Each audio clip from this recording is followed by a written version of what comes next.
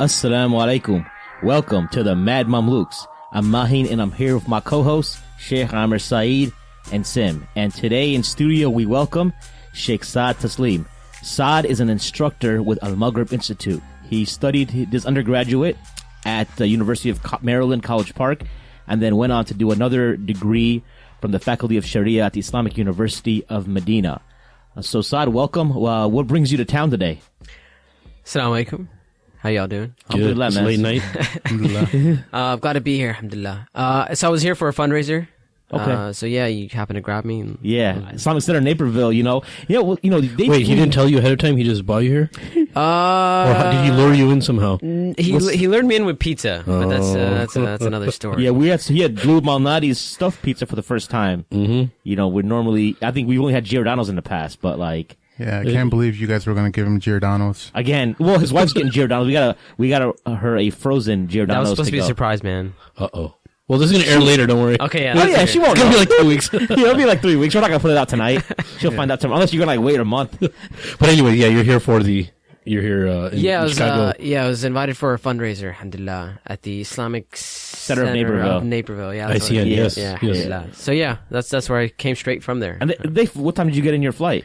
Actually, I got here. It was like about 2 hours before the event. Okay, hour and a half.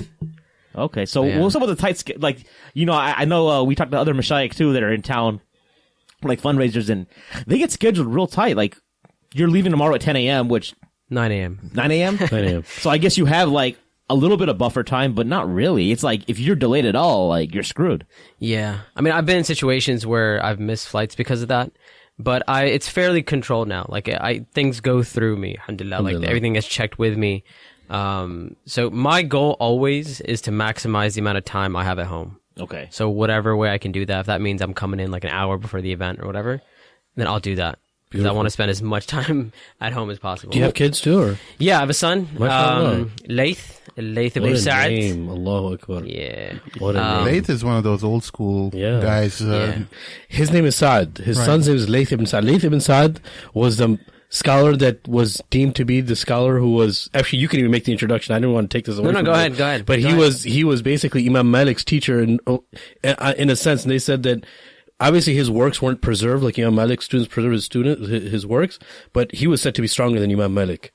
Wow. Laith ibn Saad. And look at the... Are you Maliki? I'm not Maliki. Okay. Oh, that hurts. I thought you were Maliki. No, just joking. That would perfect. Well, no, majority of our guests have been Maliki. You're Lathy, though. You're probably Lathy. That's what you are. Yeah. So yes, they say about... he's buried in Egypt. They say about Imam... Yeah, exactly. Yeah. They say about Imam Layth that if his works were preserved, today we'd have 5 madhab. Of course. Which is like so cool. Of course, it would be so cool. And there are some works of his that are preserved, but he's buried in Egypt. That's an awesome name, mashallah. Yeah. It's a dope sounding name, man. Yeah, like if I had a son, I would consider that name. No, but look how everything matches up. His name is Saad, Allahu Akbar. Actually, I was given that kunya in Medina by my roommates. They're like, hey, do you have a kunya? And I'm like, what's a kunya? And they explain to me what a kunya is. Yeah. Then I was like, I don't have a kunya. And they're like, can we give you a kunya? And I'm like, sure. Go at it. And then they came back the next day and they're like, okay, you're Abu Layth. MashaAllah. I'm like, why? Like, what does that mean? And they told me the whole story, Imam Layth or whatever. So back then it was decided, like I decided, that if I have a son, his name's going to be Layth. It's one of the names of a lion too. Yeah. One of the meanings of what a lion is. Yeah. I named my daughter Maryam, and because my name is Imran, I wanted Maryam ibn Imran. I just realized that, dude. My bad. I've known this guy my whole life. I just realized it. I'm so sorry, dude. Sometimes people don't realize it. Like, wow. You mentioned something. Yeah, like Yasser Qadi's Yasser's Abu Ammar. Abu Ammar, yeah. Yasser Qadi's son's name Ammar, right? That I know. Yeah. So, but the thing with me is I'm always in such close proximity with this guy. Literally grew up my wife thinks I love him more than my wife. I should know this stuff. But anyways, so... He just has dementia. I told him like 10 times. Dementia. It's on the next podcast. Oh, really? That's that's what it was? Who was that guy that came... Oh, his name was Saad. Like, Dory, Dory. Okay, guys, stop. I'm not like Dory. She is cool. Amr, do you have a kunya? Abu Hawa. But do you go by it at all? Or? I mean, the Arab guys call me Abu Hawa. Oh, for real? That's what it's really for the Arab guys. Nobody else uses it. Yeah. My daughter's name is Hawa. Mashallah. And my son's name That's is a beautiful Dihya. name. I thought you had Wait, tell him your son's name. Dihya. Dihya. Have you heard that name before? I'm not actually. Yeah. You have, but you probably forgot about it. No, he knows who he is, the companion, but he probably doesn't know, like... I haven't heard anybody who has that name. Yeah. That's what you mean. That's amazing. Yeah, Mashallah. yeah. The Alhamdulillah. other dope name is... I love those names. I love Yeah, the names that are like the name Mu'adh, like especially with Daisies. I love that name. Yeah. It's Muaz. Maz. Yeah. But not only that, I know Maz. Maz also. Maz is Mu'adh? Yeah. No way. Massacred. It's Oh my- butchered, bro. It's not even I Dabia, didn't bro. even know that. I thought Maz It's is not a even different name. Dabia, dude. That's cutting it with an axe. It's a vertical cut. That changes so much for me. Yeah, No, yeah, Maz is It's Maz. disheartening. Actually, you know, Daisies have a problem with my son's name. They can't pronounce it properly. They say No, lace. They say lace or L-A-C-E. and I'm like, no, tha. They go, lat. Lat? Lit. I'm like, I know my mom would have. I'm serious. I'm My serious. mom would have It's said like, lat. It's right. My mom would have It's said like so many awkward situations, but other people have no problem with the name. His first doctor's appointment, the nurse comes out, this white lady. She goes, Lath. There you Lath go. here. I was like, what? Wait, how do you spell it? L-A-T-H-E? Layth. Lace. Okay, beautiful. Yeah. So that's. I mean, it's Yeah. weird. We didn't plan for that, but that's how it turned No, out. it's a beautiful. So name, you're also inshallah. on Abu Layth. You know, and tomorrow we have Mufti Abu Layth. Oh, we do. Al-Maliki. Yeah, we do. There you go. Scheduled. the yeah. Maliki one. The Maliki one. Right. But do you guys work out together, by any chance? I've never met him. Never talked I to think him. he's from UK though. Yeah, but you know, man, you could now these days, man, you could probably work out via Skype or something. What? Yeah, Wait, what do you mean? Like, what does workout have to? you know, like No, you go to the gym Mufti together. Abu Laith is a heavy gym dude. Yeah, but he's in the UK. Like, how would I? Yeah, but like, I mean, you could Well, probably I'm set it wondering up, the like, same. take your phone with you to the gym and like are you get on talking Skype and then. Mahin, is this how you think people work out, man? Come on, late bro. night, dude. Because you know how people always like say, I gotta go work out with my buddy, and you know what I mean. A lot of times they go with somebody. Actually, I don't know what you mean, but just keep doing it. It's awesome. No, You're making me look I'm better. alone. I work out, but I can't work out with other people. What's your workout regimen like?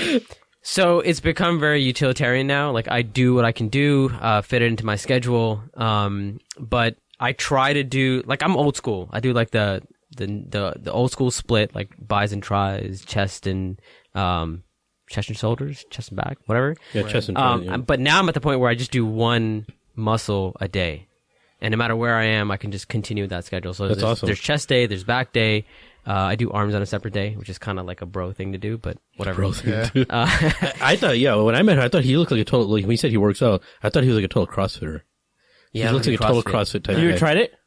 I have seen it, and it doesn't look very appealing to me. Why not? I do CrossFit. It just it goes against everything that's bodybuilding. Like can you see Arnold CrossFitting?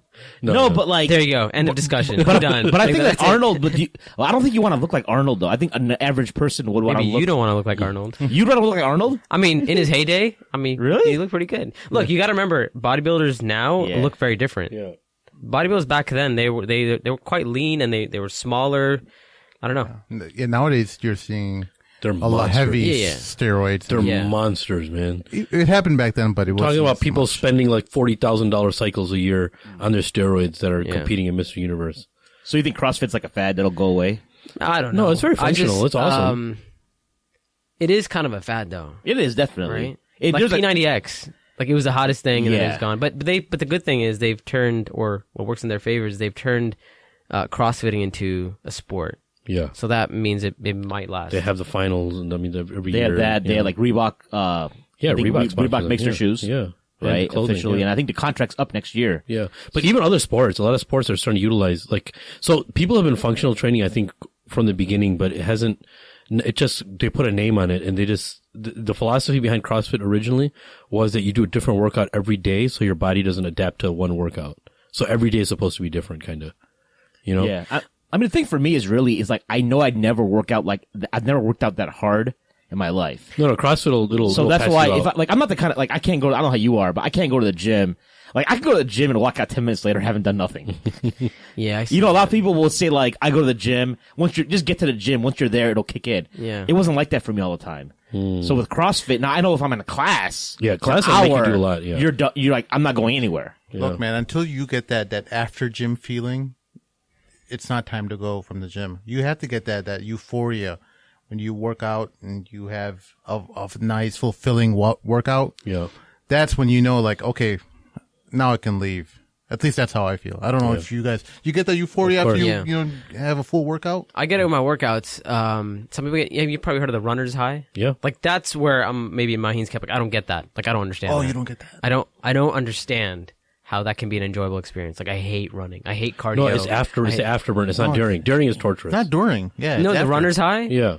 It's after. It's Yeah, after. It's a it's kick of after. endorphins. Like, Oh, but I thought it was during. I'm like during. This is terrible. No, some may get it if they're running for long distance because it's your body's way of numbing you while it's repairing itself. Yeah. So if they'll run real long marathons, I mean, maybe they might get something in between. You may have to ask a marathon runner, but it's always afterwards. And the only time I actually got it the most was when I did CrossFit for that few months I was doing the Moga and those guys. Look, I hate on CrossFit, but I can appreciate it. Yeah. Right. It's overpriced. I'll give you that much.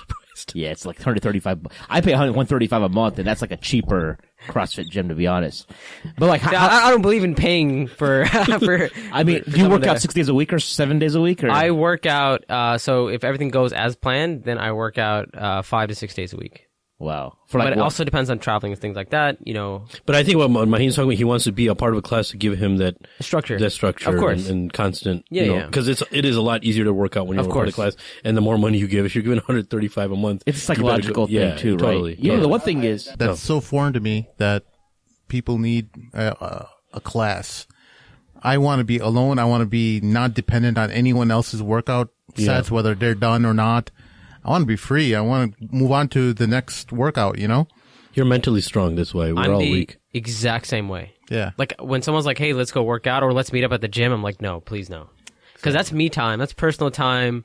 You know, I want to keep track of my own workout, I know how much to push myself. I don't need some bro going, come on, man, you got another set in you. Come on, man. You I have to work out with somebody. Another 2 reps. Come on, man. I'm I like, have to work out with somebody. Stop. Like, I got this. Like, I got I'm okay. this. I've lived long enough now, and I know for like a lot of people, whatever, they look at me as like a young person, but I'm like, I'm old enough where I'm like, I know what I'm doing. Like, I'm okay. I got my groove. Like, I don't need somebody to, you know, I'll push myself. I'm all right. Yeah, no, I think I'm just not mentally strong enough. I have to work out with other people, or else I won't spend enough time in the gym, depending on what I'm doing. But like when there's those days where I really like want to relieve a lot of stress, I have to work out with somebody, dude. I can't do that. How do you like spot yourself? Like, let's say you're doing a bench. Like, I mean, use his other hand. No, you're on a bench. Like, let's say you want to max out on a bench press. Yeah. Can you really? If you're working by I don't yourself, think he's into maxing out though. Yeah, don't you do it sometimes though? That just. I mean, I definitely. I think you're more into getting a resistance workout. Exactly. I push myself, but I also know like if I know I'm there's no way I can get this next rep up, then I won't attempt it. Which I guess that I'm not pushing myself to my limit. But you're still getting a workout though, regardless. And it's like I enjoy working out. Yeah, that's cool. Right. So that's for me is equally as important. How long have you had a workout routine?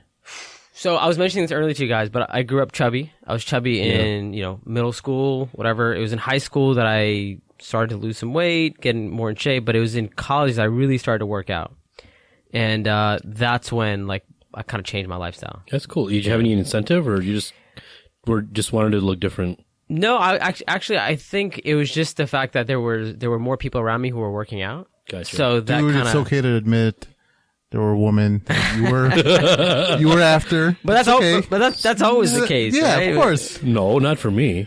Sheikh Amir, Which woman would want to go after me? I just did it because I wanted to work out. I just wanted to be stronger. I was a loser my whole life. No, there's always that component. You know, when we're in college and whatnot. Even look, when you're a full grown man, you still want to dress nice and be presentable at work, and clothing brings confidence, right? Yeah.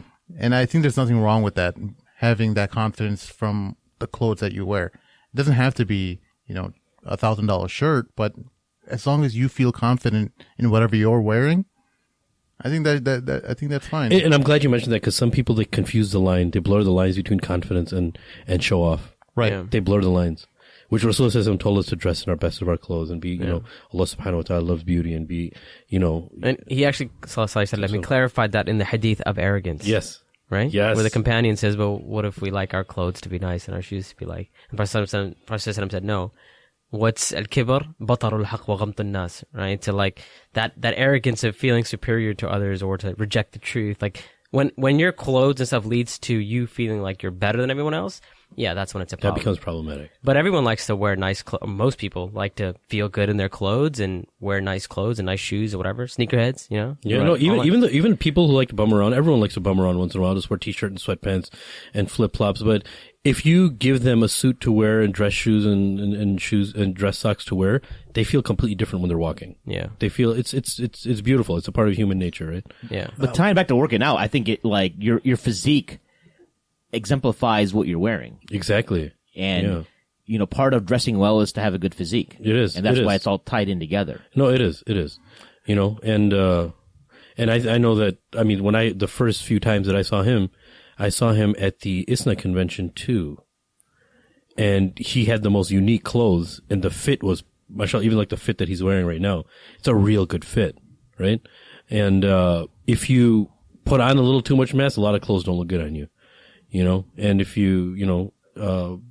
I remember like when I was working out pretty hardcore, my neck got so big. Yeah. And he's made to be a power lifter. He never wants to lift weights. I tell him to. No. I tell this guy, dude, he's got the perfect frame. Him and his brother, for Daisies, have got the best frames to be power lifters, but they never do. No, man. You could be a monster if you don't wanted to. You don't understand the difficulty in finding good clothes that fit you right when you're lifting a lot of weights. You'll see like Mufti Abu Layth, right? When he's wearing his clothes, they look like they were about to rip off. Yeah. Every button is on its last leg screaming. He's got the Jersey Shore look going, man. He likes it. He likes it. Whatever. More power to him. But to him, he sees it like, you know. No, I like to be comfortable, man.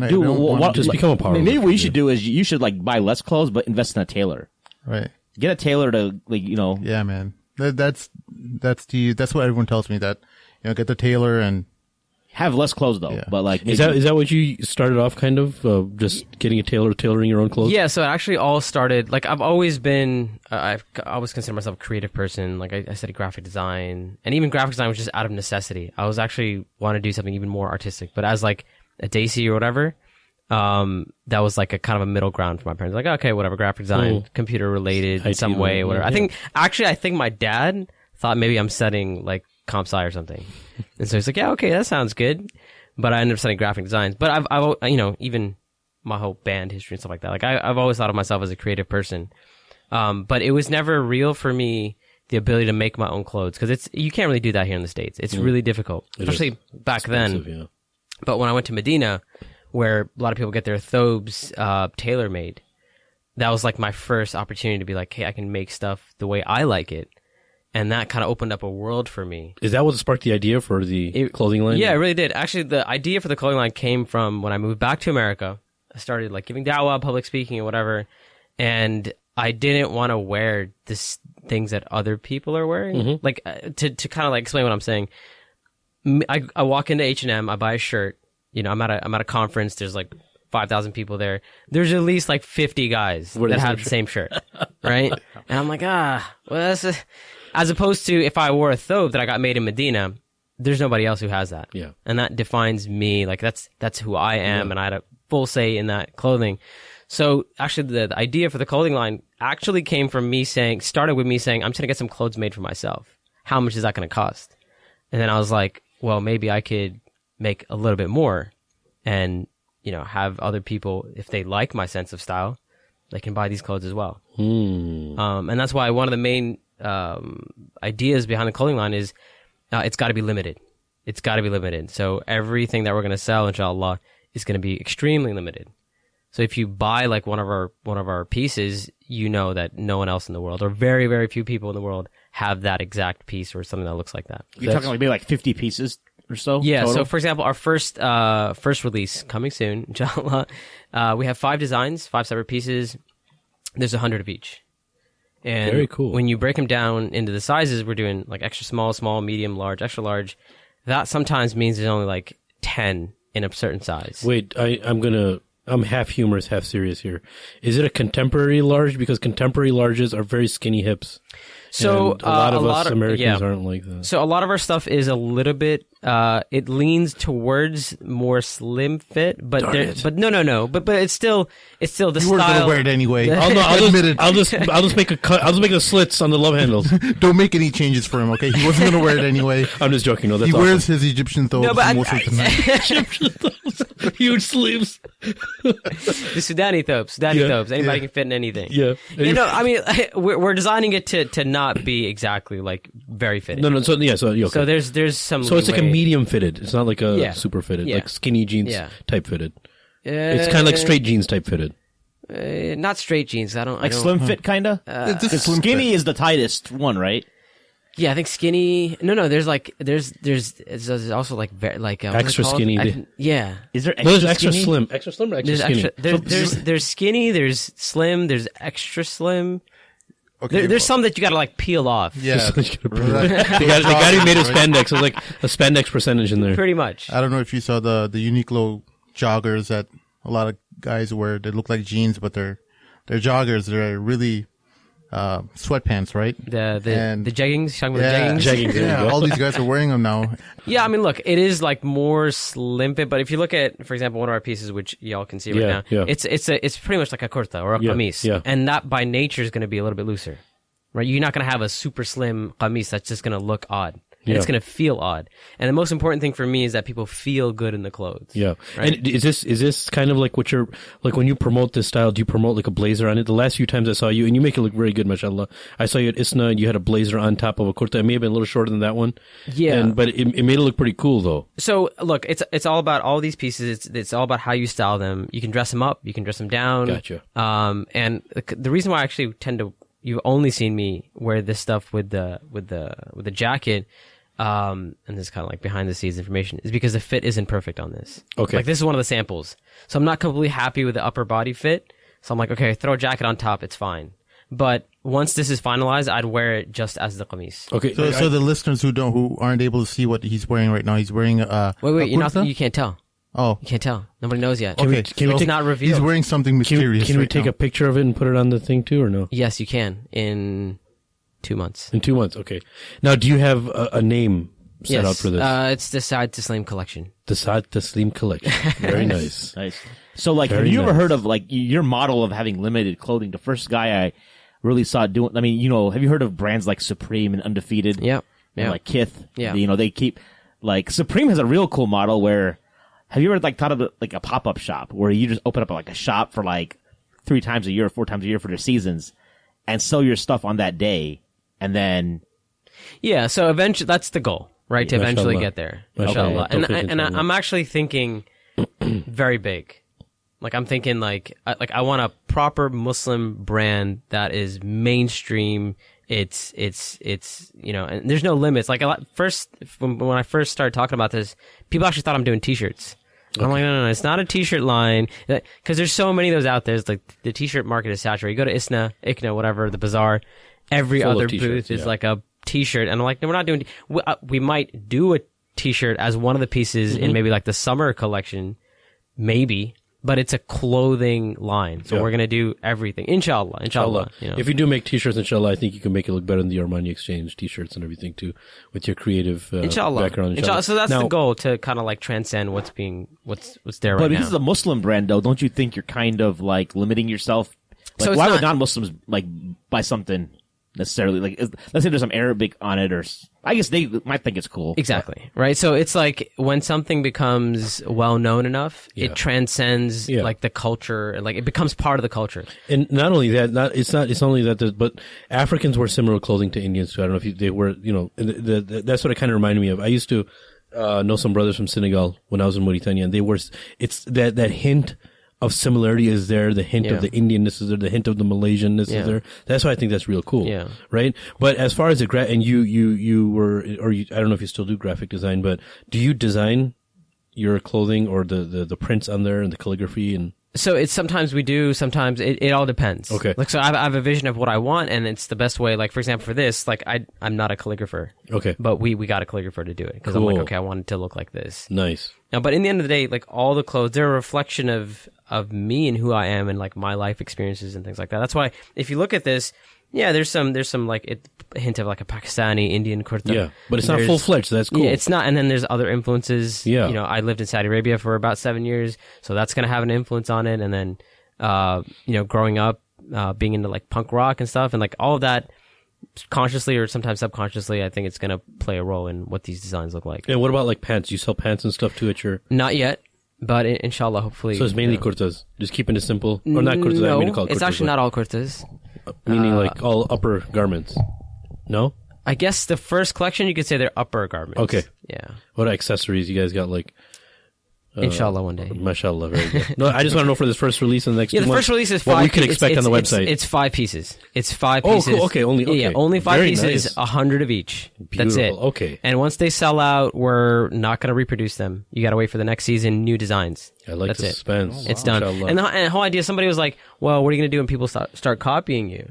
Right? They're going to copy your designs and they'll sell it for less. I'm like, that's cool because we're done. We've already moved on. Like, if you're going to copy something, we're like, okay, that's fine because we already did that. We're done. Like, that's old stuff. Like, we're doing new stuff now.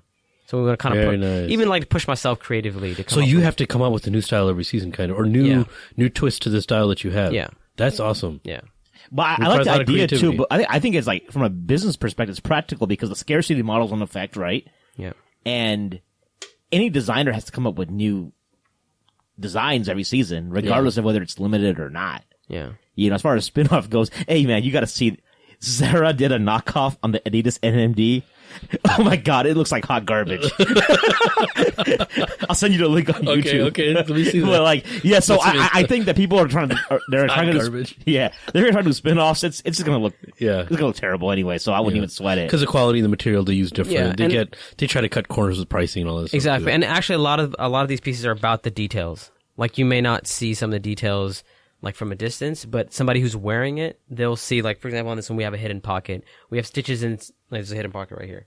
Oh, I didn't even know there was So a pocket there. it That's looks like cool. it looks like a seam, but That's Nice. cool. it's actually a hidden pocket. We have certain stitches in certain areas, even like the longer in the back, short in the front, and like there's details that you, when you hold and wear the garment, you will be able to tell, and we're hoping that quality will come through, and that's why I get it. Like, this is not for everyone, and the price point is going to be a little bit higher, so not everyone's going to be down with dropping that much. You know, Are you okay with telling us a ballpark of how much we can expect to see? no, not yet. Okay, not gotcha. Yet. Not yet. So do you think, do you expect to sell out pretty quickly? You do, even like, Well, he will. He's on the Mad Mamluks now, son. So as soon as you're, but they're all good. The Mamlukers are going to be waiting for all no, this. because you know when like do the Supreme release, for example, they start lining up. Like, I don't know if people like what they do for work, But they build, they're of there for, course, like, but 4 they days. build up a reputation. I think for a long Supreme's time. been around since '94, right? Yeah. But like even Kith, Ronnie Feig's a real interesting guy. You ever heard of Ronnie Feig? Sounds familiar. He's a New York guy. His shop is called Kith. He got to I've heard of start. Kith, yeah. You know, so same deal. Like, you know, these stuff. Like, some of the stuff doesn't sell out. Not everything sells out immediately. Yeah. You can go on his website and find some stuff. Yeah. But his intent was the same thing. Like, he wanted to make it limited because he didn't want every Joe Schmo Right. on the street looking like him. Yeah. Or vice versa. Yeah. Gotcha. I mean, gotta remember, even compared to like Supreme, it's like it's 500 pieces total, and we're selling worldwide online. Like, you know, we're gonna ship internationally. So, you know, we'll see. I mean, honestly, the first release is gonna be very telling. We'll Have see you how- got any feedback from people overseas or anything? Or in terms of wanting this stuff? Yeah. Yeah. I Beautiful. mean, because I have a fairly decent following in like Malaysia, Indonesia. So, interesting enough, that part of the world is like, yeah, when is it coming? that's More, awesome. Like, I would say even more so than I can maybe- imagine why Malaysians would like it. I could totally imagine why they would like it. Yeah, but they haven't awesome. seen it though. That's the Why don't thing. you Like, explain nobody's why? seen it. So, but they're like, okay, if you're doing it, we want to like. Personally, I think it's because they like your style and they figure the way you dressed. And something I wanted to ask you is, how did you develop your own personal style? Honestly, it's purely organic. It's purely organic. And one of the things that I think I said this, I mentioned this to you earlier. For me, the most fashionable thing is what you feel the most confident in, what you feel the best in. So, like, you could wear the most quote unquote fashionable thing or stylish thing out there, but if you don't feel good in it, if you're not comfortable in it, like, it's totally worthless to me. I don't care how much money you spend on a shirt or a pair of shoes or whatever, but if you don't feel good in it, then it doesn't matter. But what comes along with that is sometimes you're going to wear things that not everyone likes or a lot of people don't like. So sometimes I'll wear things that I'm like, I feel great in this and it fits my sense of style, but I know there's some uncle sitting in the audience going like, this guy is a sheikh? Like, why are we like, who calls him? Where's this guy come from? Like, Have you ever had any confrontations with people saying that, oh, you're a sheikh and you shouldn't? directly, face to face? Yeah. No. Well, there's somebody came up to me and said, hey, I just want to apologize to you. I said, for what? They said, well, I saw your videos online, whatever. And I judged, like, that's what they said. I judged you and I had a certain impression of you. But when I took your class, I realized, like, oh, you have studied in Medina and you do kind of, you know, That's happened. But online, all the time. Oh, yeah. All the time. I get things like, why would I ever take my dean from somebody who looks like this? So recently, somebody wrote a comment. They said, I would never take my dean from somebody who looks and talks like Ryan, no, not Ryan Gosling. Ryan Reynolds. And I was like, what? Like, I never ever looked in the mirror and said, like, yeah, I look like Ryan Reynolds. I gotta pull off this. I totally look like Ryan Gosling. Yeah, but this person's totally off. But I get it all the time. I get, hey, sell out, you're just trying to westernize Islam and this and that. And I'm like, look, say whatever you want, but in the end of the day, this is who I am. Like, I'm not going to pretend to be something I'm not. And that's one of the big issues I had when I came back from Medina was, like, who am I? And like, what is a student of knowledge from Medina? What are they supposed to look like? What is a sheikh or imam or whatever? Like, what are they supposed to dress like? What are they supposed to wear? And in the end of the day, I remember one of the things that I've always held on to is a statement from one of my teachers. I asked him for advice. And he said to me, I said, I'm graduating, I'm going home, like, do you have any advice for me? He said, be an open book. And back then I was like, what does that mean? Like, what does it mean to be an open book? But then I came to realize that he was telling me to be true to myself and who I am. Right? Because I can pretend to be something that I'm not in both directions. I can pretend to be sheikh looking and sheikh like, or I can pretend to be like super cool or whatever. But honestly, I think people will eventually see through that. Of course. Exactly. Right? This is exactly what we've been trying to do over here with the Mad Mamluks. We've tried to, remove all these barriers that, in our community where everyone's, afraid to talk about, the TV show that they watch or whatever because they're scared about being judged in the community. But what's happening is people end up going and finding other social circles where they can discuss this kind of stuff. They can be open about it. Yeah. Yeah. And I felt like, well, why don't we just have some conversations where we can talk about whatever you want to talk about? Because I'm one of those type of guys who doesn't care about what people think. Exactly. What people say and how they think of us. I'm already married. I don't have to go impress some uncle and try to take his daughter. So I don't care about what people think. I have my kids and I'm happy. Alhamdulillah. And so I think that's awesome that what you're doing though. Yeah, and look, that's honestly, open. I'll be just completely open with you. And it's your own style. I don't know any style like that. It's very unique. So, I mean, look, that's the only way I can live. Like, I cannot survive by pretending to be something that I'm not. Right? Like I said, in either direction, because like day to day, and if this is like my career or this is what I do, and this, I can't put on a face. But right now, I'm comfortable. Right? Like, what you see is who I am. You come visit me in my house, and knock on the door. This is what you're going to see. You're going to see me wearing a superhero tee or whatever it is. Like, that's who I am, and that's what people see, and that's what people know. Wait, what does it have to do with, what's the superhero thing? What are you talking about? But kind of into superheroes. You didn't know that? Oh, man. You mentioned something, is that public knowledge? You seem like kind of if you follow me on any of my social media, you know that I'm into superheroes. Actually, I've seen your Batman t-shirts. Yeah, so I have quite a few Batman t-shirts. I have a bunch of other, What about Marvel stuff? What do you got, man? What do you got from Marvel? Hashtag Marvel sucks. Oh, now you and I have a beef. Someone throw the gauntlet in the middle of our table. We're gonna have a showdown right now. Let me ask, Ninja Turtles, by chance? Yeah, I was in. Oh, you really? Yeah, I was joking. He's like, no, that was. Is Ninja Turtles DC? No, Ninja Turtles was I know, I'm messing around. I forget the top. I mean, I never read the Turtles. Did anybody read the comics? No, the comics were like mid '80s. No, I watched the original cartoons that came out in '88. Yeah. And then the original movie, man, that first movie was like Vanilla Ice. top 5. That was amazing. I remember when that came out. I was so hyped about it. Secret of the Ooze. Number 2. This is what happens when two comic book nerds start talking about comics. Someone I'm telling you right now, though, I don't know if you want to start this discussion with me. No. Wait, why are you so anti-Marvel? Though? You were talking about before the podcast. I'm telling you right now, like this is you can't win this. No, but before the podcast, you're saying you're anti. I mean, where does the anti-ness come from? Like, what do you mean? Like, is it actually a? I mean, it's not. What do you mean? You're anti-Marvel. Look, anti. I just think Marvel is terrible. You guys in DC have like ridiculous. Whoa, I didn't know it was going to become so racial. Characters like. I don't know. Ridiculous characters that Marvel has basically ripped off. No, it doesn't matter whether it's who's done it the right way. They've all ripped off each other. we know that for a fact. I mean, most of your major well-known characters, apart from Spider-Man, are rip-offs of DC characters. We didn't rip off Superman. Yeah, you did. Who? The Hulk you tried to rip off Superman. He doesn't have laser beams shooting off his eyes. And technically, every superhero is a rip-off of Superman. Which Superman is a DC character. I think he's right, dude. So everyone tries to be like Superman. First of all, you can't make a superhero that has every single power coming out of his body, and you then can saying do that whatever you want. That's what every in the world Superman of fantasy. Every Superman movie fails because everyone knows that there's no way to beat him except with that kryptonite. So the original Superman movies were far from failures. And if I would say, actually, and I know people disagree with me, but I loved Man of Steel, Batman vs Superman. Yeah. No, one of my favorite movies. Why is there beef though? Why do you gotta have beef?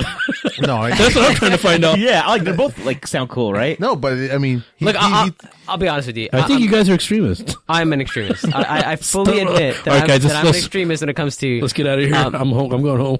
But low key, I actually appreciate Marvel. But I can't say that to people. He's having a true moment, guys. Right. Can we have some background music? I appreciate all superheroes, right? And for that reason, I appreciate Marvel.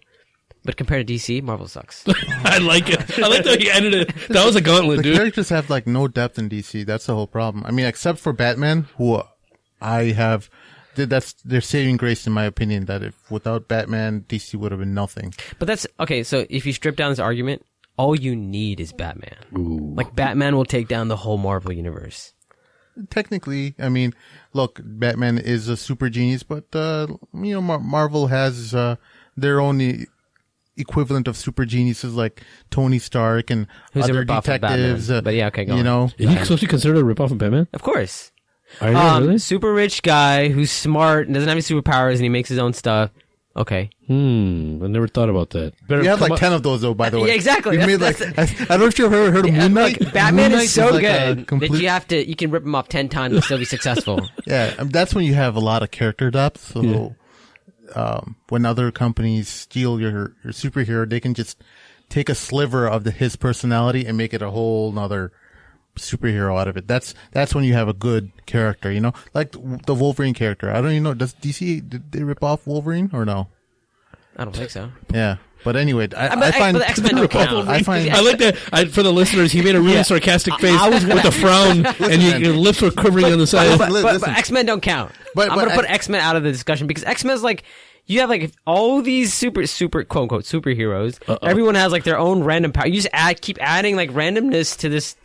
Okay. Let me doesn't count. It's this convoluted world of superheroes where there's a dime a dozen every. Wow, dude, you're pretty militant, man. Okay.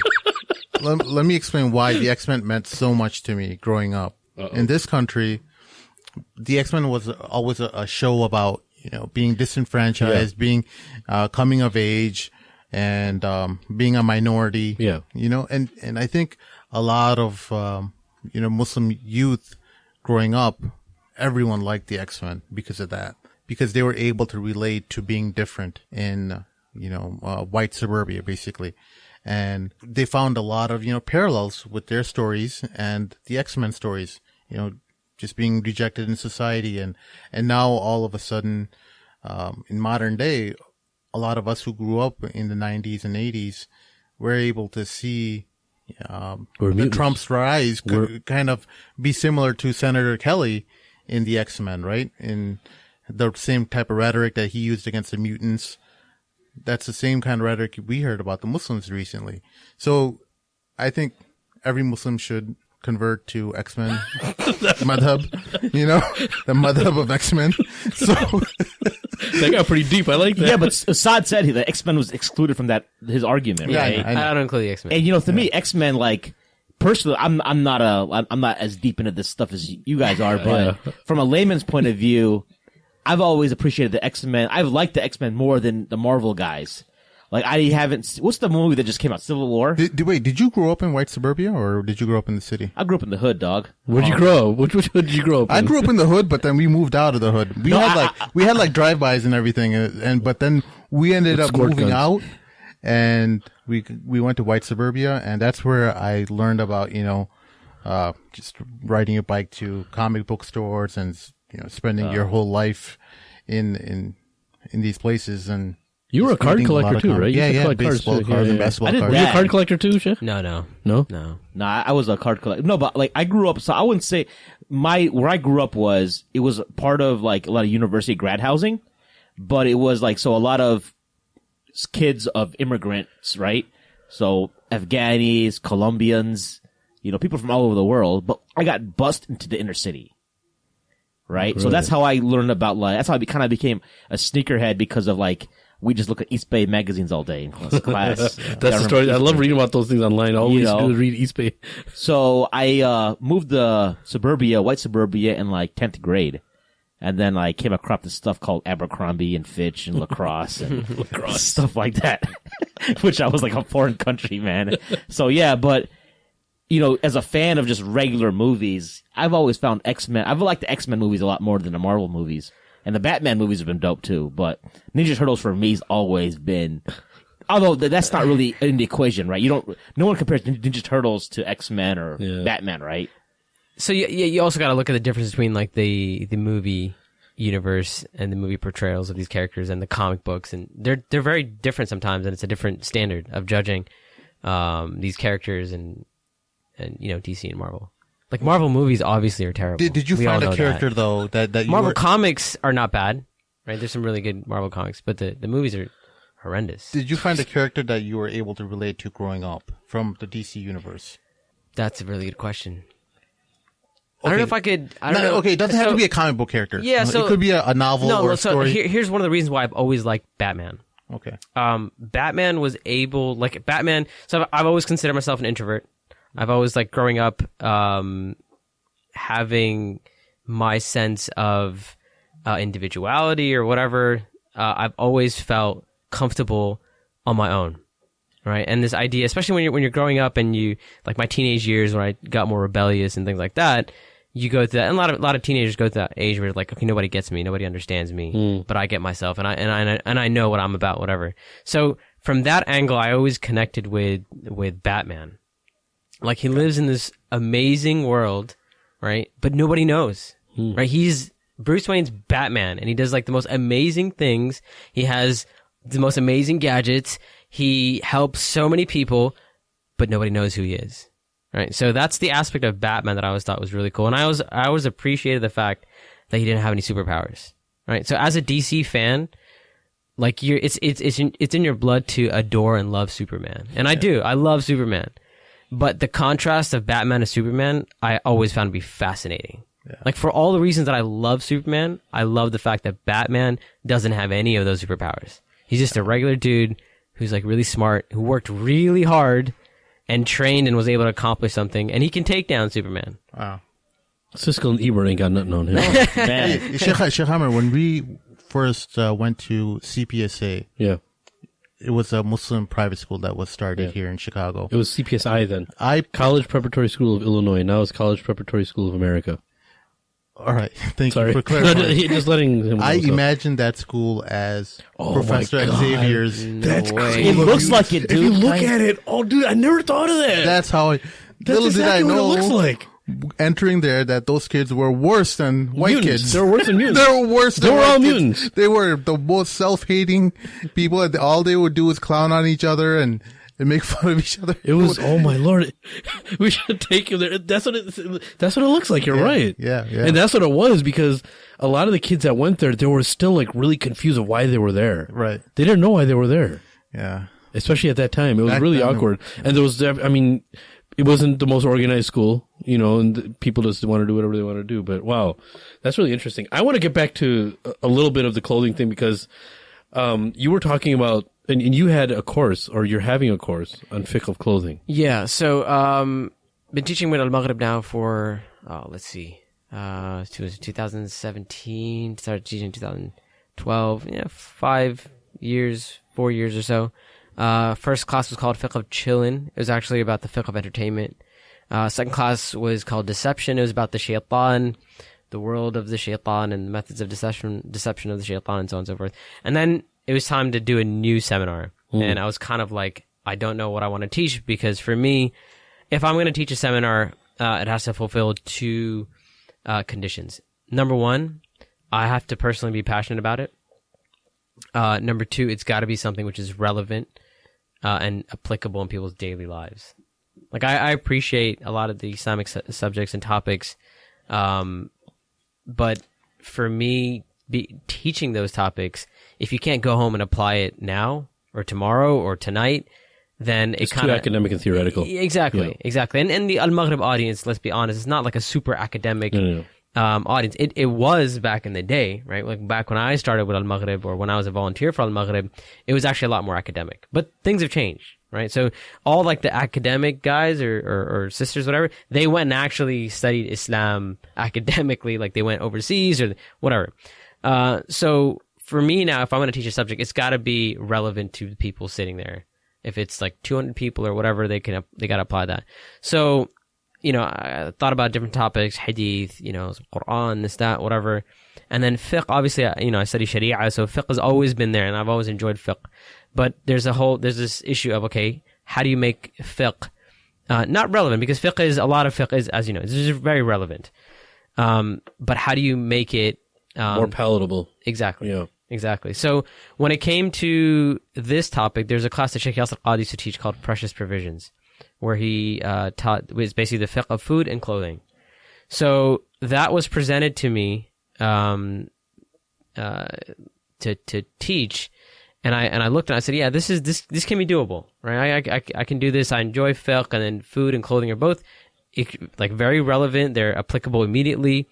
And then I looked into the food and clothing, and I realized it's a 1 weekend seminar, and there's no way I can cover the fiqh that relates to food and clothing in 1 weekend. And it's been a while since Sheikh Yasir taught that class, and there's a lot of new issues that have come up, right? GMOs, eating organic, and this and that. Like, there's so much stuff that you can't talk about food and just not talk about that, and just speak about the classical, masail, or the classical issues. So I was like, okay, there's no way I can teach both of this together. So I decided best thing to do is split it up, right? And start with clothing. So food is still on the table. I mean, I don't know if I'm going to teach it. So I haven't. I like that. Food is still on the table. Yeah, exactly. I don't know who's going to teach that, but I took the clothing part, and once again, I couldn't teach clothing just the way it was taught before. It had to be. We got to talk about some of the issues that are now that relate to clothing. So clothing, it's not just about clothing. It's so much more than that. For example, clothing goes back to your culture and your identity, and the whole issue of putting your Muslim identity and you have your American identity and how to deal with that whole issue. And that's an issue that a lot of young people deal with on a daily basis. So once I started preparing the seminar, I realized it's not just about the fiqh of clothing. There's so much more that needs to be discussed. So we talk about in the seminar, culture and identity. We talk about what Islam says about culture, what culture is acceptable and not, and what is the relationship between culture and Islam. Because Islam has existed throughout Islamic history. It's existed in so many different parts of the world with so many different cultures. Right? Did everyone wear a thobe all over the world? Absolutely not. Right? We know this. So that whole issue, like, I take my time with that issue because that lays the groundwork for all, not only the issues that we're going to discuss, but all future issues. Yeah. Right? Because people feel guilty, man. People come and tell individuals, hey, man, you have to dress like a Muslim, right? Yeah. And that makes people feel guilty, and sometimes they think they can't be good Muslims because if people, what was given to me when I was younger is if you don't look like a Muslim, how are you going to call yourself a Muslim? Exactly. Right? But anyways, continue, yeah. Yeah, so, and by the way, that whole issue, like, it has to be discussed because it's become very real now. Yeah. Oh, right? yeah. Like, when we put our identity in our clothes, like, that's a problem. Right? And I often, one of the examples I give in the class is I say, hey, listen, if you got into a time machine right now and went back to the Battle of Badr and you got out and you looked you looked at both sides, you'd be like, wait a second, which ones are the Muslims? Right. Because they looked exactly the same. Exactly. You're right. That's a beautiful point. They wore the same clothes. The guys had beards, turbans. Like, that's, so you'd be like, like, what's going on here? Right? And if you look at Muslims in China, they look Chinese and they're Muslim. Right? Muslims in Africa, they look like everybody else, but they're Muslim. Yeah, Islam came and tweaked certain things, and there's certain things that go against some of the principles of Islam, yeah, we edit that out, right? But the rest is Islam is always meshed very well with culture. It has to. And that's from the beauty of Islam. Of course. Right? So that whole issue is discussed. And then we also talk about self-esteem and body image issues. Right? Because, in the fiqh of clothing. Yeah. That is cool. I never thought that'd be taught there. Exactly. Because I'm not going to talk about clothing and dressing nice and looking nice or whatever, and then perpetuate the idea that our self-esteem lies in the way we look. Oh, I thought you were going to follow that up with some fat shaming. Yeah. Yeah, right.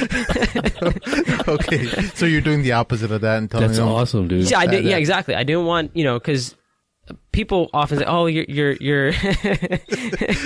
No, I mean, if we make you feel uncomfortable, just let us know. No, I'm good. We can go a lot farther, but we're not going to because we respect you a lot. Jazakallah khair. But yeah, so I'm not going to talk about clothes and dressing nice and not discuss the elephant in the room. Because, speaking to young people... There you go. He's fat shaming. He said elephant in the room.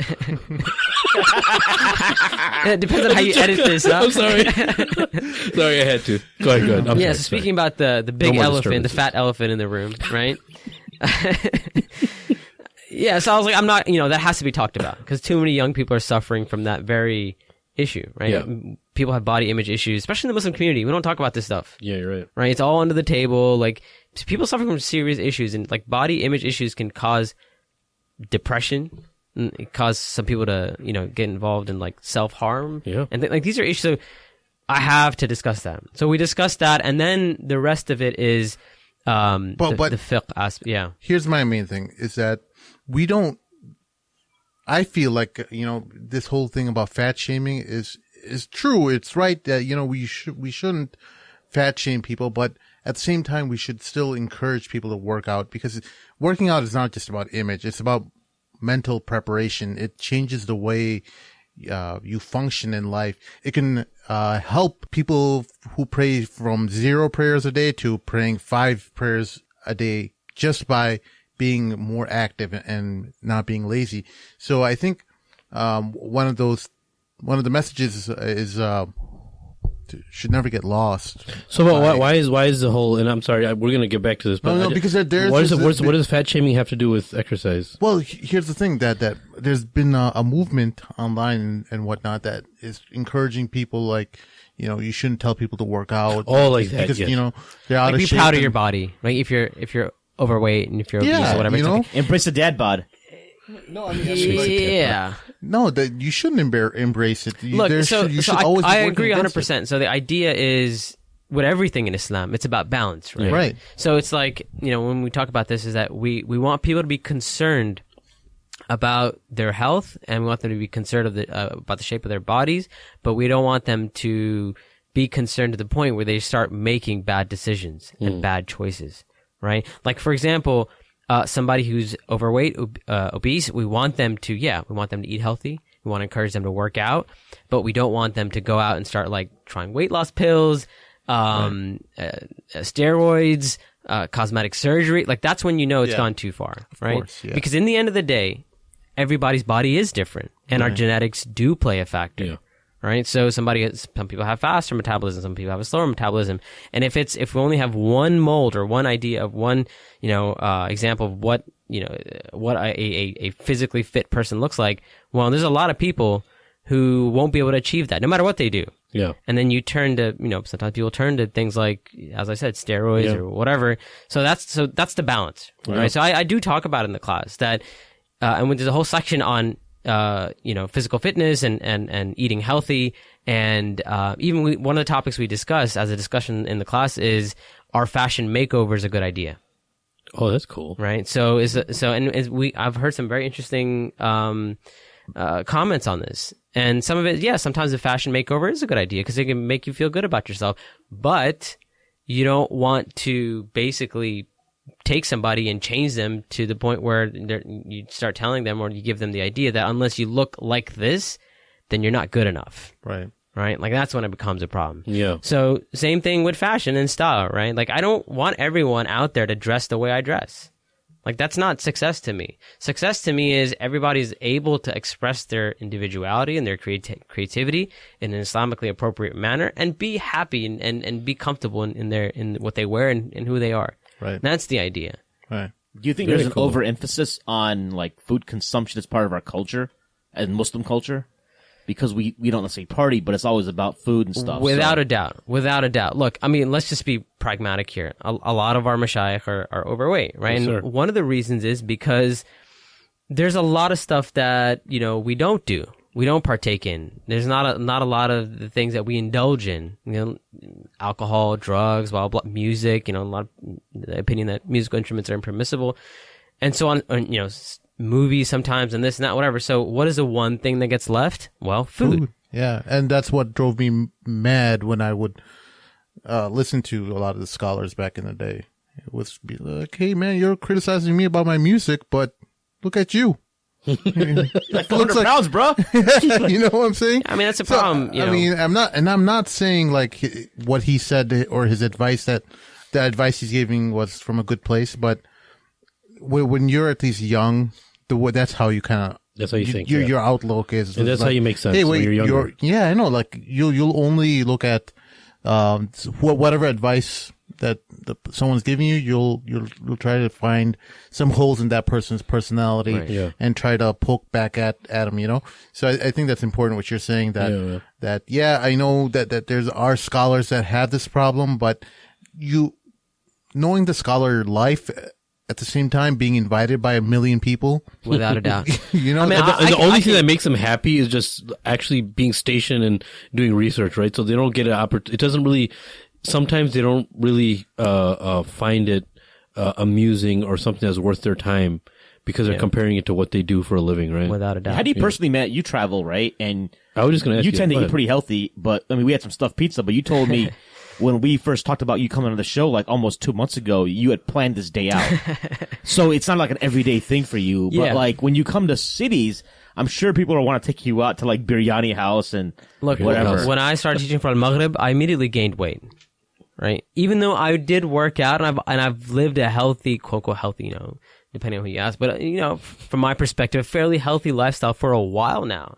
But even with that, when I started teaching about Maghrib, I started gaining weight. I'm like, what's going on?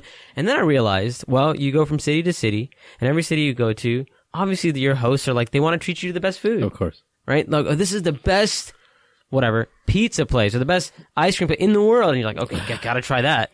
Right? Yeah. And then you're teaching all day, and then you're tired at night. You don't get time to work out. You don't get time to exercise. You just get back to your room and you like pass out, maybe eat before and pass out. And that's not a healthy lifestyle. So it was actually very challenging for me to try because I wasn't used to that. When I started to see that I'm gaining weight, it was very uncomfortable for me. And I remember speaking to Sheikh Yasser Burgess, Allah hafadhu, someone I can consider my teacher and a mentor of mine. I asked him, I'm like, man, like I know like his body type as well. He's got a faster metabolism and he's naturally, you know, slim, but still, I'm like, and I've seen him, like he does watch what he eats, and he said, listen, you got to be careful, like never fall prey to, hey, you know, it can feel like you're on vacation, but you're not. This is your job. You know, everyone else is going to work 9 to 5. You're traveling. This is your job. So it may sometimes feel like, oh, it's a vacation because you're in another city, but you're not on vacation, right? So just like you would watch what you eat while you're working at home, or, you know, you're 9 to 5, likewise, you got to watch. And I was like, wow, that's so true. And so I no longer allow people to kind of like, you know, feed me or whatever. That's number one. Number two, Sheikh Yasser Burgess, he told me, he said, work out in the morning. Cause I remember every weekend I'd be like, okay, I'm going to teach and then I'm going to come back and I'm going to work out before I go to bed. Never happened. I was like so tired, so wiped out by the end of the day. I was like, there's no way I'm going to make it to the gym. But working out in the morning had the opposite effect. Like, and I'm talking about just 30 to 40 minutes in the morning before class starts. I not only was able to get my workouts in, I was actually more energetic during my day. And then eating healthy while teaching, I had more energy while teaching. And once I realized that, it changed my whole perspective. So now, like when I'm teaching these seminars for lunch, I get a salad. And I know people make fun of me, like, oh, diva sheikh, whatever, you can get salad, like, whatever, right? Yeah. But I'm like, no, if I have more than this, if I chomp down a burger right now or some pizza, I'm going to be like, sluggish. I'm sluggish. I can't teach. Yeah. So now I'm like, so one of the ways, and, you know, I think everybody has to figure out for themselves what works for them and, you know, what is what works with their body type and with their lifestyle. So for me, this is what my weekend looks like. I arrive in a city, Friday, Jum'ah. After Jum'ah, they'll be like, Sheikh, let's go out to eat. I'll be like, no, we can go out for coffee. We can get whatever. I'm going to get a light meal. And then at the end of the day, maybe I'll, have something light to have like a fairly decent dinner. Done. Saturday in the morning, my breakfast is, I usually have like a protein bar and some tea or coffee, something like that. What kind of protein bar do you eat, if you want me to ask? Quest bars. Quest. Try Oh Yeah one. It's also same amount of zero carb, like almost zero carbs. Okay. It's called Oh Yeah. I used to remember how many Quest bars we went through. This guy's a maniac. But Quest bars. But Oh Yeah is better. I'll definitely check it out. It's called Oh Yeah one, and get the white chocolate raspberry. It is phenomenal. I will definitely check that out because they're these also a bars sponsor of ours. are they're what? No, it costs just as much as a Quest. No, I'm kidding. They're not a sponsor. Oh, they're not a sponsor? No. I thought you said they're expensive bars. I was like, no, they cost just as much. If you are listening to us, you can reach us at THEMA. No, go ahead. No, go ahead. Finish. No, it was a joke. All right. Okay. Oh yeah, it's not going to be listening to us. Oh yeah, you never bar. know, man. You never know. No, but those bars are actually a lifesaver because I take them with me. Yeah. So when I'm hungry, it's not like and they have tons of fiber in it, so it keeps you full. Exactly, and it's like I'm not a slave to. Hey, what does the hotel have? For example, if I ask a volunteer, hey, I'm hungry, can you give me something to eat? Yeah, they'll, without a doubt, but they'll go get like the tastiest, nicest, whatever, pizza, sub, sandwich, or whatever. If someone brings it to you, you're like, oh, this is great. I've had a long day. I deserve this. Yeah. Right? But if it's like, I got my bar, I'm good to go. Yeah. So my breakfast is, I don't accept breakfast invitations. I have my bar, my tea, whatever, and I'm good. I'm good for the next few hours until lunchtime. I have like a chicken salad, make sure I get my protein, some carbs, and I'm good and my mind is back on the class. I'm like, I got to get back to the class. Of course. And then at the end of the day, I'm like, y'all want to go out to eat? Yalla, let's go. Yeah. Right. So I can afford to have that burger, or I can afford to go to whatever whatever place is known in that city at the end of the day. Yeah. And I know like there's this whole idea of you shouldn't eat late or whatever. Like, I don't care. Like I know the way my day went. And you work out too, right? Yeah. And you work out too, but the thing is that your job is very mentally taxing too. Yeah. And so you have to have throughout the day something light to keep you going. You have to be optimal, dude. Because if I was in your situation, I don't eat. I'm not the healthiest eater, but I know that whenever I have to give a talk or before I teach class, like in my school day, I teach high school Islamic studies. I never eat too much throughout the day. I always eat at the end of the day. Yeah. Because whenever I eat, especially if there's bread or something in there, I gotta have a cup of coffee or else I can't teach properly. Yeah. Yeah. So that's how Muhammad al-Sharif, I also noticed, was very like strict about this too. Yeah. I took History of the Khulafa with him in 2006, and I remember like some brother offered him like a bunch of Twix bars, and he had a bag of like raw almonds. Yeah. Was he doing some juice fasting and stuff? He was drinking wheatgrass juice or something. Yeah. So wheatgrass? What is that? I don't know, man. Wheatgrass, it's like it was a high thing in antioxidants. Yeah, I thought you feed that to horses. No, so it's okay, on a daily basis, very healthy. Is that your normal routine as well for like what you eat when you're at home? Yeah. So the crazy thing is that once I started doing that while teaching, that kind of transitioned into my home life as well. So now during the day, I actually eat very little, and it's easier for me to work out on, I don't want to say an empty stomach, but an emptier stomach. I feel like my workouts go better. Have you heard talking about that? We work out fasted. I work out fasted all the time. Have you heard about bulletproof coffee?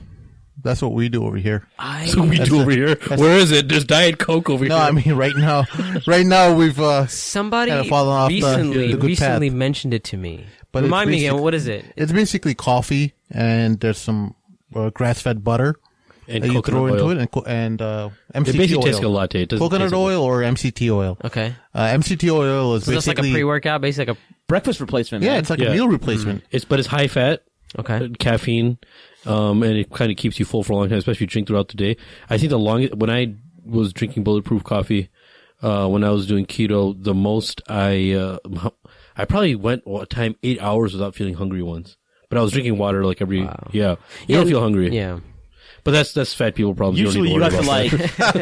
You don't need to worry about I that. remember you can go to like 2 p.m., 3 p.m. without eating lunch. Yeah, Still eating lunch. easily. Yeah. If you have bulletproof. Even intermittent. Yeah. Yeah, but the key is to have that water and stuff. One thing, I wanted to, before I segue into the last thing we want to talk to you about, I had a question. When you made your thobes in Medina, I was under the impression in Saudi Arabia, everyone wears like everyone wears the same thing. It's all white thobes, right? Yeah, there's With the slightly red and different white styles. shemagh. There's styles. No, 'cause I remember my friend had studied there and he told me like his sheikh. This is a funny story. He's like, it was red and white shemagh all the way throughout the year, but on Eid he bust out with the white gutra. And what? The white on Eid, okay. On Eid. So he was like, oh, mashallah, Sheikh Khalid, I see you now. Everything else is the same. He changed his gutra color one day. Yes. And they were like flipping out. Like, is that like... Yeah, so here's okay, this is an interesting point, actually. That's where I learned that the subtle differences matter. Right? Because I would make subtle like, yeah, I'm not going to wear like a crazy, like what I'm wearing right now, I wouldn't walk around Medina wearing this. This is not the culture there. It's not the custom. It's not the culture of students of knowledge in Medina. Yeah. At least when I was studying that. I don't know what things are like now. But I would have the subtle differences. Like my collar, it'd always be a one button collar. I'm just never comfortable with the two buttons. The way you do the stitching and like certain other details, I started to pay attention to those details because that's the leeway you had. So yeah, it looks very similar. Like from a distance, you're wearing a white thobe. But there are things that you can do to customize your thobe. I liked what the Kuwaitis did. You know, like my brother, he was living in Kuwait for a while, and he used to custom make his thobes and what is this thing called where it ends with the button is attached to? Like this thing, they'd crease it. The crease goes all the way down. Yeah. They crease it underneath the Kuwaiti thobes. Yep. Yeah. That was pretty cool. It seems like a very subtle difference. It looks classy though. Yeah, it makes a big difference. Especially living there where everybody wears pretty much the same thing. That can make a big difference. Yeah, man. Cool. Yeah. We have about 20 minutes left, so before we wrap up, I wanted to get your take on celebrity imam culture. As someone who, grew up, as a, attendee of conferences and seminars and even an Maghrib student, and then you left for 7 years and you came back, do you get fanboyed a lot? Or like, talk to us a little bit about what your perspective is.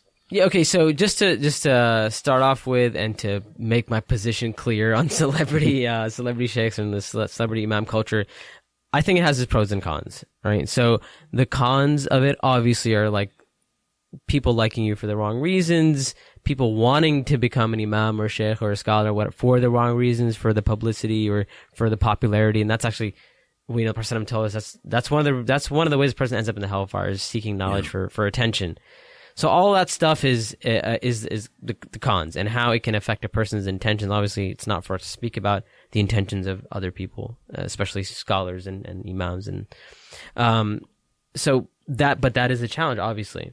So those are the cons. But on the pro side, I like the fact that young people now will look up to imams and scholars and sheikhs instead of looking up to, I don't know, maybe like a different type of celebrity. Of course. Like a musician or an actor or whatever you want to say about whatever imam or whatever, there's still tons and tons in many ways better than like a drugged out celebrity who looks fancy on a magazine cover or something. So I think that's a positive change. So the fact that a lot of people are now drawn to these personalities and they're good role models for them, I think that's excellent. So I'm not here nor there. I think there's pros and cons on what culture. What you're talking about is balance. And yeah, exactly. And so much of Islam is in balance. Is that you find that there's wisdom in one opposite, and in the other opposite, you also find that there's, and this is not a one size fits all. There's no you can't use that for haram opposites, right? So we're in general. You find when you find yourself in the middle, you're okay. Yeah, man. Look, I mean, it was kind of weird for me, to be honest, Mahin. I think that's what you're probably alluding to. Like my gap, like when I left America to go study, I think the celebrity imam culture was just starting, right? And then I come back and it's in like full force. Boom. And like I would come back in the summer times, I knew what was going on. I wasn't like completely cut off, right? But still, like, having to be kind of like in the field and to be a part of it, it totally caught me off guard, to the point where even now I feel like I'm very disconnected from like the da'wah culture, like the da'wah environment. There's things that happen. I mean, we all know, like every day there's a new controversy online, right? Oh, this speaker said this, or this speaker did this, or this happened, or whatever.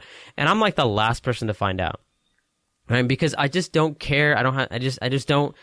I just don't have like I don't have the energy to like keep up with this stuff, and it's not even important to you anymore. Yeah, it's not. And for me, it's like I do my thing. I'm in and out, right? And subhanAllah, Imam Suhaib Webb, right? I love this guy, subhanAllah, and I've known about him for such a long time. You went to school with Sheikh Amir. Yeah. He's like 3 years senior to me. Yeah. So my interaction with him, I had never met this guy, and I met him for the first time last year.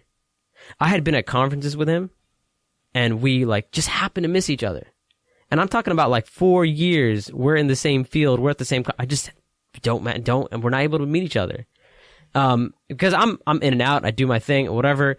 And then I finally, alhamdulillah, it was really nice to finally get to meet him and talk to him. He's a great guy, mashallah. He's a great guy. But that's just like so part of me is just like I'm completely out. Like I just do my thing. I'm in and out, and I don't realize a lot of times what's going on. And sometimes, one time it created a problem for me. I posted this thing on Facebook, and some people might have seen this, but I was just look. It was just a general thing that I posted. It was a thought I was having. I said something like, apology loses a lot of its impact when you try to justify what you're apologizing for, right? So, and I actually was speaking in the context of relationships. Right. So if a husband's, for example, apologizing to his wife, and then he goes, I'm sorry, but actually, I did it because this and this and this and this and this. And what she's hearing is you're basically just justifying. You're not apologizing. Right. So it was just a general thing. It was like a tweet or whatever. But then I started getting all these messages. People like, why are you speaking out against so-and-so?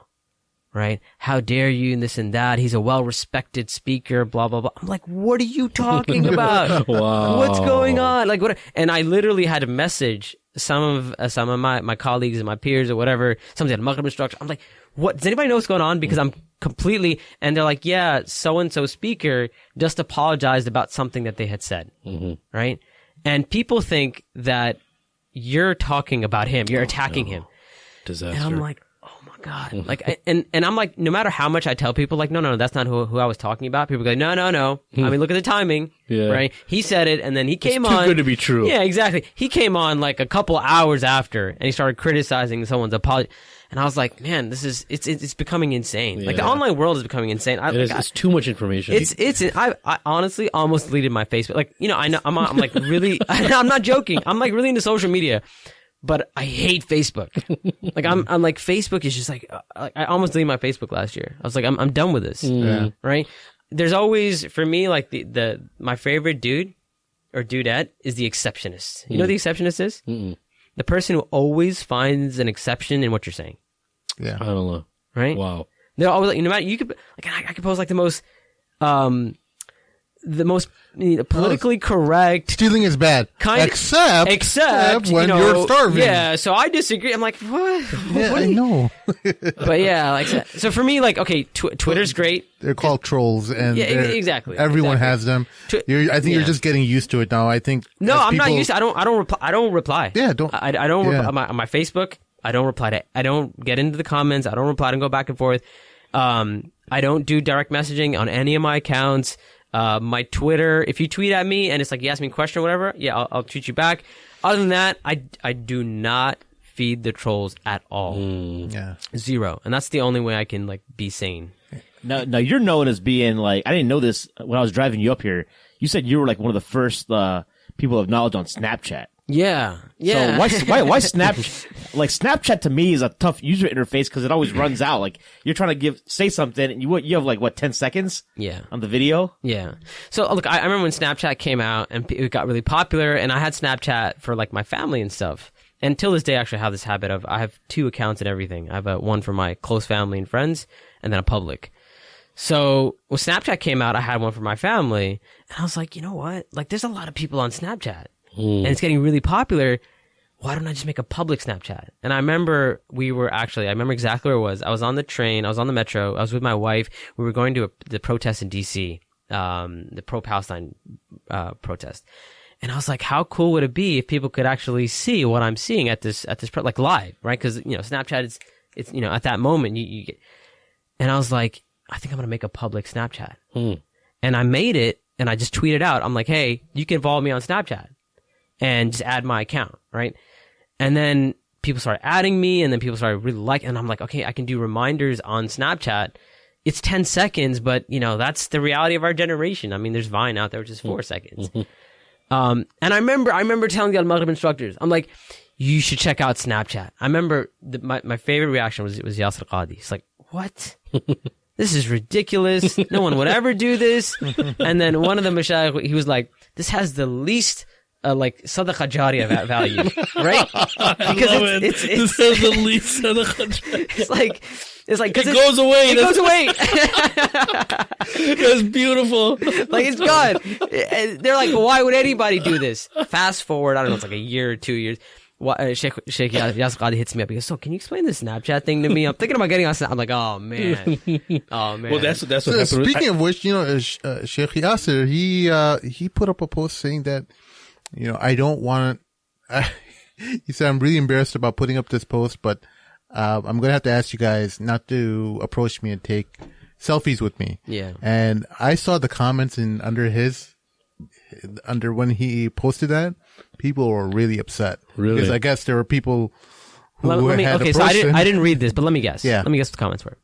Who do you think you are? You're some big shot. No, it wasn't that. They were like saying, well, I want my kids to look up to you rather than look up to celebrities.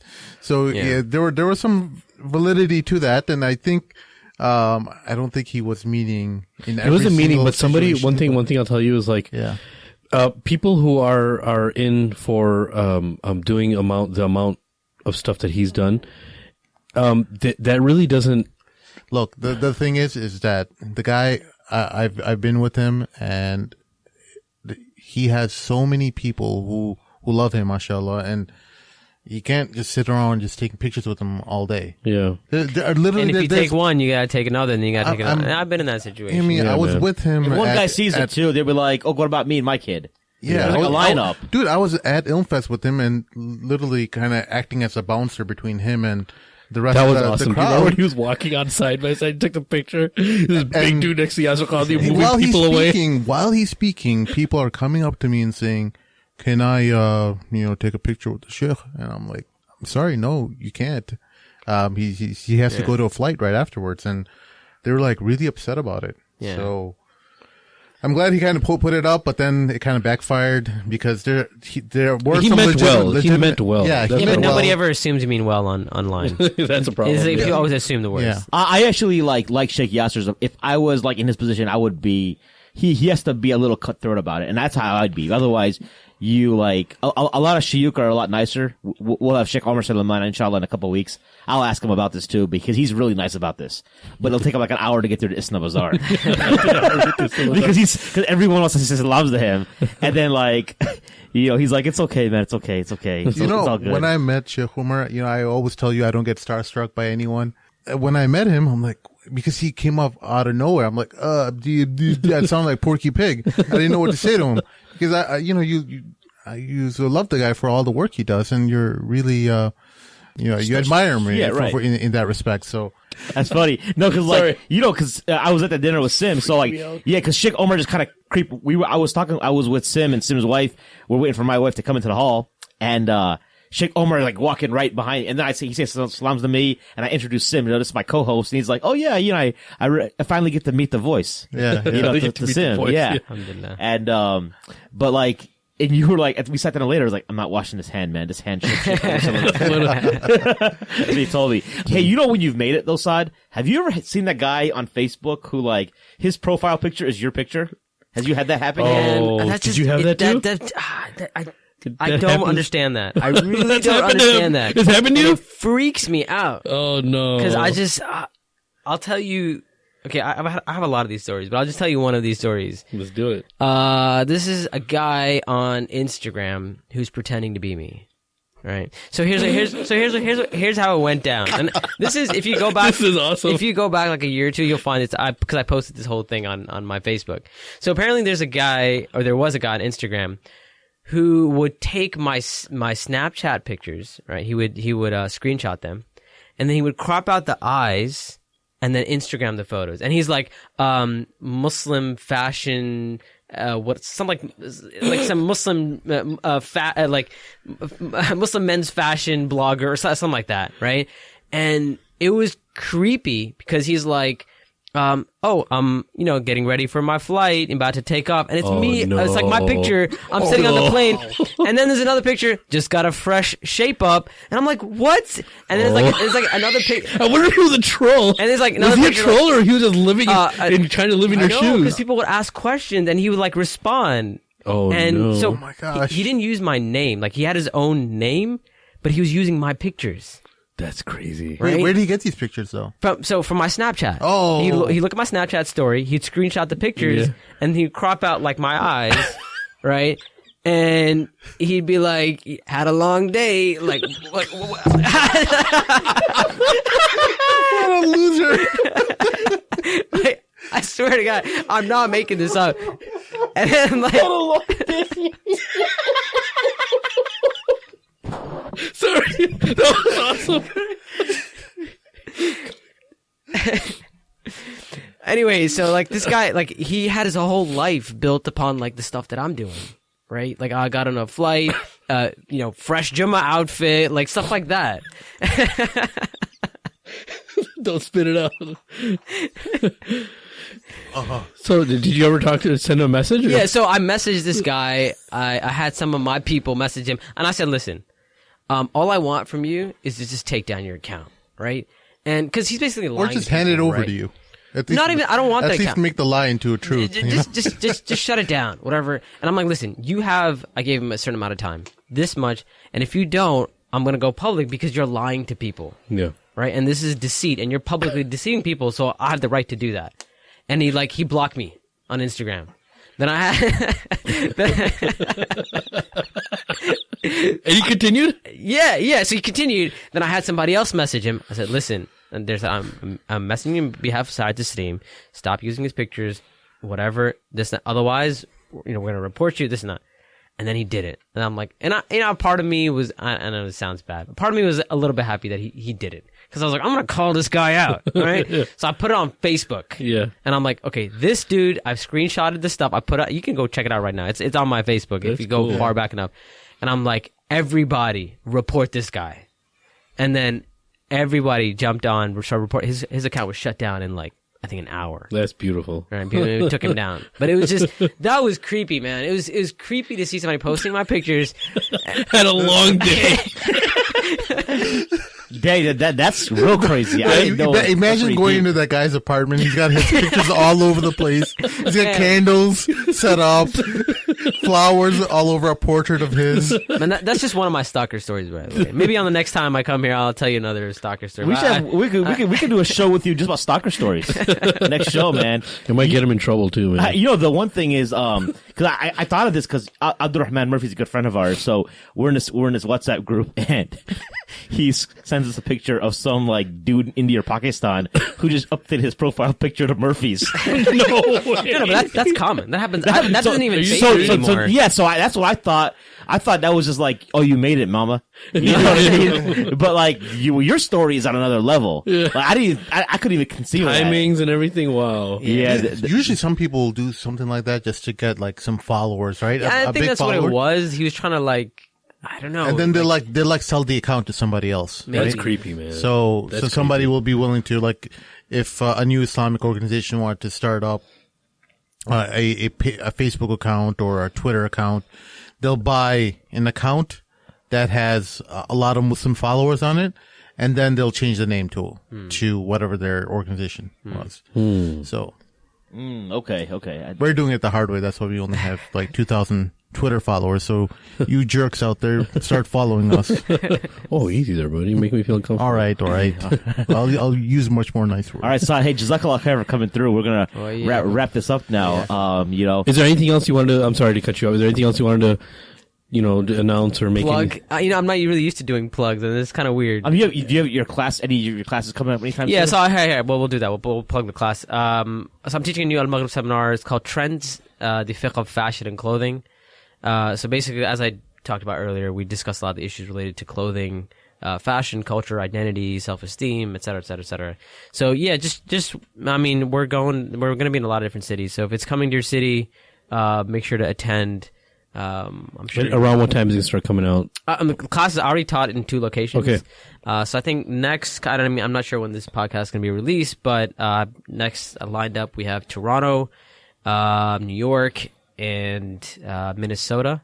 That's as far as I think I know. Okay. But eventually, Maghrib seminars come to different cities.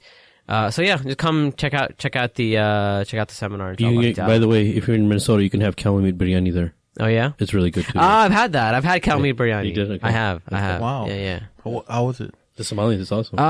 It wasn't bad. You know what Did you have it in Minnesota? I had it. I think it was either Minnesota or Edmonton. Both cities have big Somali population. Sheikh Amir's been talking it up for a while. He's been saying, let's go to Minnesota and have some camel meat biryani. Yeah, so I'll do you one better. If you ever go to Medina, you can get camel burgers. Oh, wow. Which are really good. Basically, camel meat, at least camel burgers, they taste like beef, but they're like a little bit more flavorful. Yeah. Camel khima. Huh. Yeah. There you go. Yeah, check it out. Dang, I should have I was in Medina. Yeah. I did the Maghrib Umrah this year. Oh, okay. And Hasib Noor was like, you gotta go to this place called Mazim. Ma'azim. Ma'azim? Oh, man. You know what's funny? Bring back memories. Everybody loves that place. I never liked that place. I never liked that place. Now watch out. Watch that place go out of business tomorrow. Saad Tasleem hates it. No, nobody listens to me is going to care, by God.